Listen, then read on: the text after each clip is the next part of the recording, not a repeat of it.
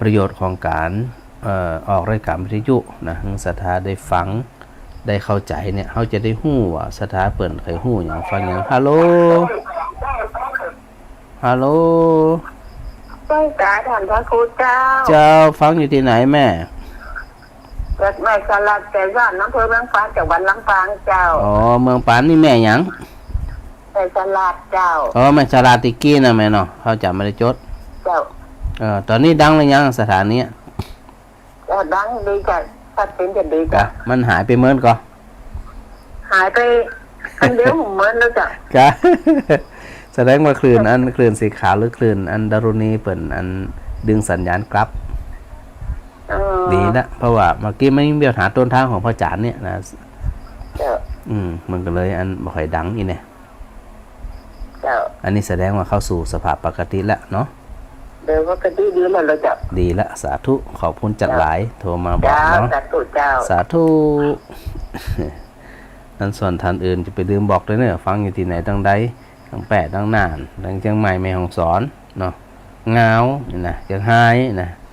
ถ้ายังฟังอยู่ถ้าได้ยินอยู่นะสถานะก็อันบอกผลการมาฟังพระอาจารย์กำหนึ่ง ที่นี่ในมงคลข้อที่3ที่พระอาจารย์จะได้อูก็คือนี่แหละมันก็เกี่ยวข้องกับติสตาได้อูโดยก็คือการบูชาคนที่ควรบูชาจะปูชนียานังเอตัมมังคลมุตตมังนี่ชีวิตจะเป็นมงคลบ่เป็นมงคลเนี่ยหนึ่งในนั้นก็จะต้องบูชาคนที่ควรบูชา มีไผ่ผ่องสถาเวลาเขาไหลมาเอี้ยนะไหลมาก็คือ1พระพุทธเจ้ามันก็2พระปัจเจกพุทธเจ้าซึ่งบ่มีในยุคของเขานี่นะพระปัจเจกพุทธเจ้าจะบาอุบัติในสมัยที่มีพระพุทธเจ้าอุบัติและพระพุทธเจ้าเวลาอุบัติขึ้นมาในโลกเนี่ยจะอุบัติแค่พระองค์เดียวจะบ่ซ่อนแล้วพระปัจเจกพุทธเจ้าจะอุบัติมาในยุคที่บ่มีพระพุทธเจ้าและสามารถที่จะอุบัติขึ้นมาหลายพระองค์ใดก็คือพระปัจเจกพุทธเจ้านะเหมือนพระพุทธเจ้าทุกประการนะแต่ว่าเปิ่นบ่ได้เทศนาสั่งสอนไผนี่นะฮู้เฉพาะตนในส่วนของผู้ที่ดำรงในส่วนของทศพิธราชธรรมเช่นเจ้าฟ้ามหากษัตริย์ที่เปิ่นเป็นผู้นำทางจิตใจเนาะเป็นผู้ที่นำประพฤติปฏิบัติเพื่อที่จะให้เราประชาราษฎร์เนี่ยได้ปาการป่าอยู่ในศีลอยู่ในธรรมแล้วก็ทั้งหลายเราเนี่ยเขาก็ถือว่าเป็นแห่งท่านหนึ่งคนหนึ่งนะที่จะต้องให้การเคารพบูชากันต่อไปก็คือบิดามารดาอันนี้ก็ถือว่าเป็นเรื่องที่เขาทั้งหลายเนี่ยก็จะต้องอู้กันเมินหน่อยหนึ่งเรื่องพ่อเรื่องแม่นี่นะ อย่ามาอู้กับหมู่เฮาสถาที่ฟังรายการพระอาจารย์อยู่เนี่ยก็ถือว่า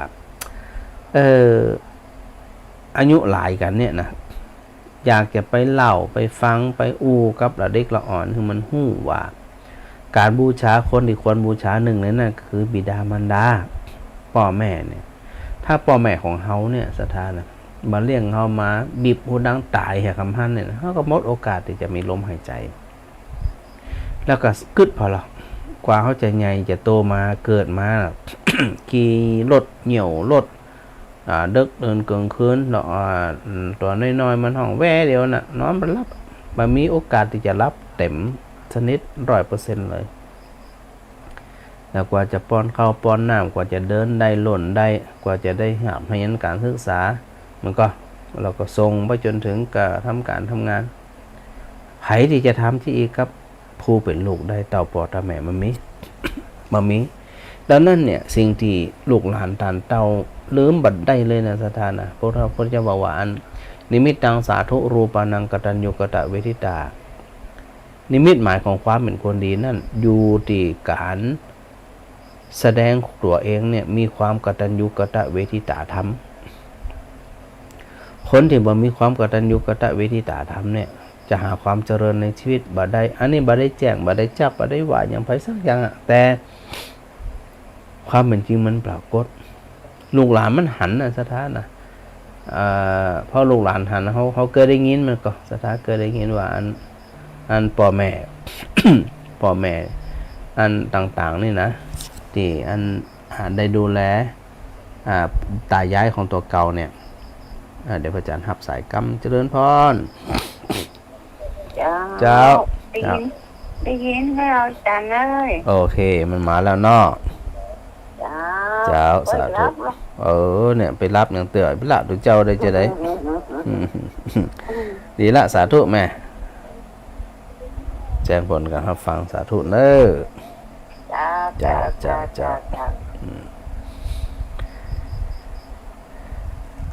ดังนั้นเนี่ยชีวิตเขาถึงชีวิตถึงเลือดถึงเนื้อถึงมันสมองถึงความคิดนั่นถ้าว่ามีพ่อมีแม่จบสถาจบเลยจบถ้าเขาในเมื่อมีพ่อมีแม่เนี่ยเขาจะไปลืมแต่คนที่ยังมีอยู่นี่นะหาอย่างตามฐานะตัวเองนะเปิ่นอยากกินยังหาให้กินเปิ่นใครใส่ผ้าเสื้อผ้าแบบได้หาให้ใส่ มันต้องไปล้อแต่ดูกำลังตัวเก่าด้วยนะมันจะไปเกินกำลังนะบ่มีละหามันอันจนเพราะบ่ได้พอความเป็นจริงของตัวเองเนี่ยมันใจแต่ว่าโดยทั่วไปเนี่ยลูกหลานเนี่ยมักจะอ้างนะอ้างเวลาอ้างการอ้างงานอ้างโน่นอ้างเนี่ยหยัง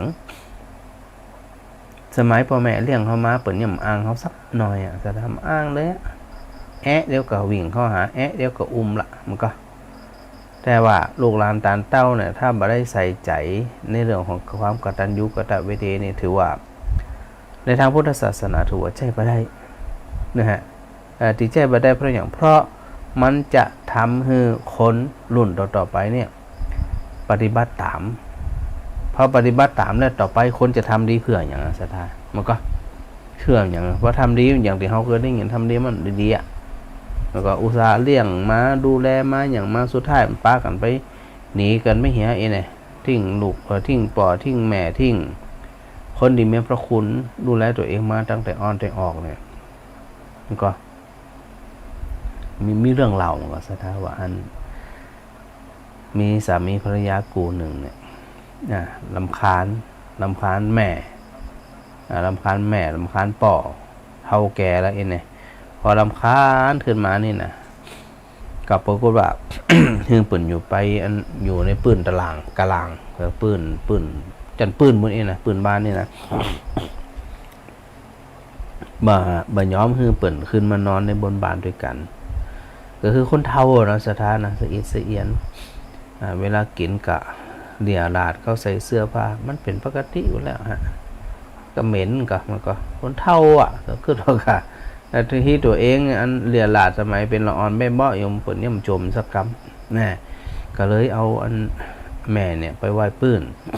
เอาแม่ไปไหว้ปื้นเอาปอบไปไหว้ปื้นนี่นะแล้วก็เวลาใส่ข้าวปลาอาหารให้กินก็บ่ยอมใส่อันอย่างดีๆนี่นะก็ใส่ถ้วยเก่าๆใส่อย่างเก่าๆบ่ดูแลบ่ดีเลยนี่นะก็ปรากฏว่าอันไปหาลูกบ่าวเนาะลูกบ่าวตัวน้อยอยู่อายุสัก10 ปลายเนี่ยไปเก็บกะลาบ่เปล่ามา กระลงบ่เปล่านี่นะก็เอามาคุดมาถาก เอามีดมาถากเอามีดมานั่นมานี่เนี่ยอันสามีภรรยาก็ถามโอ้เอามาอย่างนี้ปรากฏว่าละอ่อนมาตอบแบบสะอึกเลยนะสถานะละอ่อนมันก็ตอบว่าเอามาไหว้เพื่ออันปล่อยแม่เท่าจีเอะตีเนี่ยกับดิตากับยายจีเอะจะหึงเนี่ยจีเอะเนี่ยคือจะมาขึ้นบ้านเหมือนกันนะแล้วก็จะหึงกินกับอันกระลงบะเป้าเนี่ยกระลาบะเป้าเนี่ย โอ้ยเขาสุดเลยสามีภรรยาเขาสุดเลยว่าโอ้เนี่ยกำเนี่ยนะคันนี้ขนาดเท่าบะเท่าบะแกแต่เนี่ยเขาเนี่ยหึงลูกเขาพอถึงวันเนี่ยลูกมันก็เข้าใจว่าอันการที่จะดูแลพ่อแม่หึงดูแลจีนี่เนี่ยเตรียมจีเนี่ยมันก็แย่สถามันก็พอมันเป็นอย่างนี้มันก็เลยมีปัญหากับสถามีปัญหากับคนที่ทำอยู่ดังนั้นเนี่ยอย่างที่บอกว่ากรรมเว้นเนี่ยมันต้องไปรอเมินสถาแต่สิ่งที่เขาพระจักรยังย้ำอยู่เหมือนเดิมว่าสิ่งที่เขาที่จะต้องปรับใจของเขาเนี่ยก็คือมันต้องไปโหยหาลูกหลานจนเกินไปมากะนี่ มันก็บ่ได้หมายถึงว่าลูกหลานทุกคนเนี่ยบ่ได้ใส่ใจเป็นลูกเป็นหลานบ่ดีบ่ใจบางคนเขาก็มีภาระหน้าที่อย่างที่ว่าเนี่ยนะสถานนะเรื่องการอยู่การกินการเศรษฐกิจมันไปหันไปนี่มันลำบากอีเนี่ยเขาก็จะต้องไปก่อร่างสร้างตัวแล้วเป็นหนี้เป็นสินมาเนี่ยยี่ใดก็ต้องหาเงินปลดหนี้ปลดสินสปะสปันเนี่ยอันนี้บางคนนะหรือว่าลูกหลานบางคนที่เหมือนบอกมันแบบมาเลยมันบ่ใส่ใจบ่ทำบ่ไทยนี่เองอย่างเงี้ยนะอันนี้เขาก็ต้องปรับเลยปรับใจเขาเลยมากระจ่าง มากระจ่างค่าอยู่ใด ค่าอยู่ใดอยู่ตามอัตภาพของเขานี่ละประคองชีวิตไปประคองอย่างไปแล้วจีสถาทำทุกวันเนี่ยสุขใจตรงที่ว่าได้ฟังธรรมะมันก็ได้ฟังธรรมะอันนี้ถือว่าจ่อยได้นักสถานะจ่อยได้นักเขาจะได้แบบฟุ้งซ่านอันนี้พระอาจารย์ชื่นใจนะในตัวของพระอาจารย์เองสุขใจตัวที่มีโอกาสได้ทำหน้าที่ตรงนี้เจริญพรฮัลโหลพระอาจารย์ทับแล้วเนอะภาษาเจ้าไปที่ไหนตั้งใด บ้านกวนพะเยาเจ้าโอ้สยาวอันพะเยาจะกี้หายไปเหมือนกันนี่แม่หยังแม่บุญมีเจ้าอ๋อแม่บุญมีบุญอย่างก็บ้านกวนสันติชุกเจ้าบ้านนี่ก็แม่บ้านกวนสันติชุกบ้านกว้านสันติสุขอยู่พะเยาแหละอำเภอภูกำยาวเจ้าอันก็เสียงหายไปเหมือนก็เสียงหายไปเหมือนก็เหมือนกับเจ้า เสียงหายไปเหมือนเลยแหละเจ้าตอนนี้มาทั้งอย่างก็สถานีคนหักพะเยาเจ้าตีวันอันดับไปตอนนี้เป็นเชื่อมสัญญาณมาเรียบร้อยแล้วเนาะเจ้าก็ดีละสาธุนึกว่าอันมีที่อยู่ดูทีวีเจ้าบ่ดูแล้วนะทีวีเนี่ยเนาะเจ้าดูไปกระตออันปวดหัวเนาะแม่เนาะบรรยากาศด้วยฟังวิทยุด้วยตอนนี้เหรอเจ้าเนี่ยหยังบ่ได้ในเดือนแล้วเนี่ยหยังเจ้าเคี่ยวแผ่นมะม่วงอยู่เนี่ยมาลงแต่ก็มะม่วงนี่มาลงเจ้าแผ่นมะม่วงเป็นมะม่วงอย่างแล้วว่าแล้วเจ้าช้อแล้วว่าบนแม่รับดอกมันแตะดีละรักษาสุขภาพเนอแม่บุญมีเนอเจ้าสาธุได้เจ้าสาธุบุญรักษาเนอเจ้า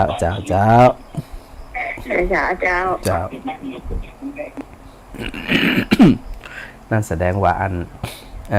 คลื่นสีขาวหรือว่าหลายๆคลื่นเปิ่นกะดึงสัญญาณเชื่อมกลับขึ้นมาเนาะสถานเนาะที่พระอาจารย์ได้บอกสถานตะกี้ว่ามันเป็นเรื่องของที่พระอาจารย์ทำมาเนี่ยสัญญาณของพระอาจารย์เองสัญญาณอินเทอร์เน็ตเองบ่ค่อยดีนะมันก็เลยอย่างสัญญาณลดไปนะตะกี้นะทีนี้ เหลือเวลาทำนิดหน่อยสถานนะสถานติฟังจากสถานีอื่นๆทางผ่านคลื่นสีขาวเนี่ยอาจจะสงสัยว่าศรัทธาญาติโยมที่ฟังพระอาจารย์ทุกวันเนี่ยพระอาจารย์จัดรายการทุกวันนะ2 ทุ่มถึง4 ทุ่มทุกวันเลยแล้วก็เฉพาะวันอังคารตัวอันนะที่เชื่อมสัญญาณในคลื่นสีขาวแล้วก็หลายๆคลื่นใน8จังหวัดภาคเหนือที่ว่าเนี่ย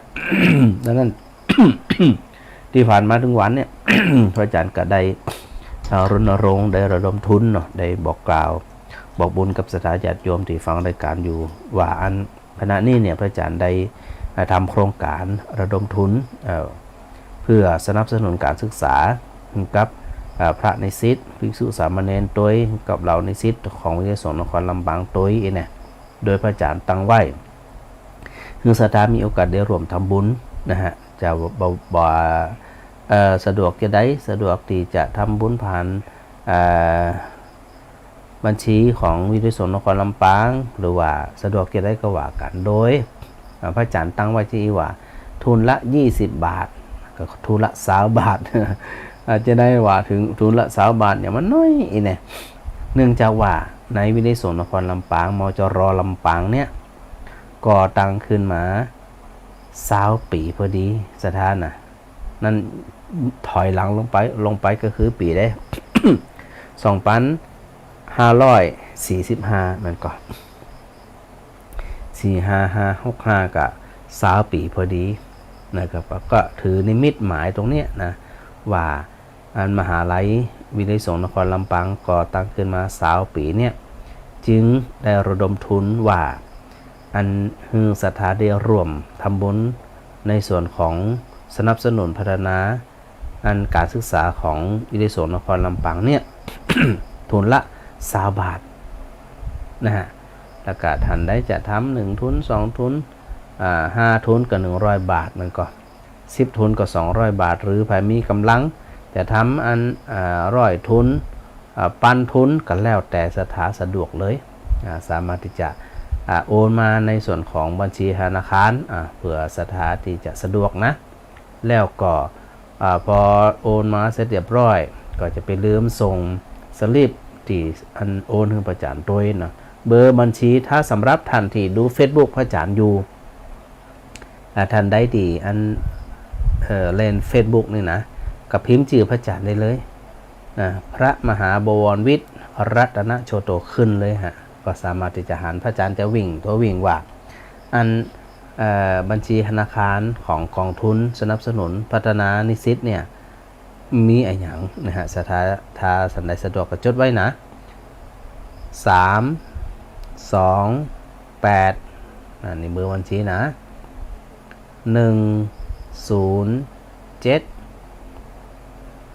9891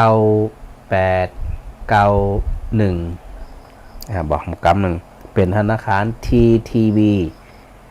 หรือว่าทหารไทยธนาชาติแบงค์32891อันนี้เป็นบัญชี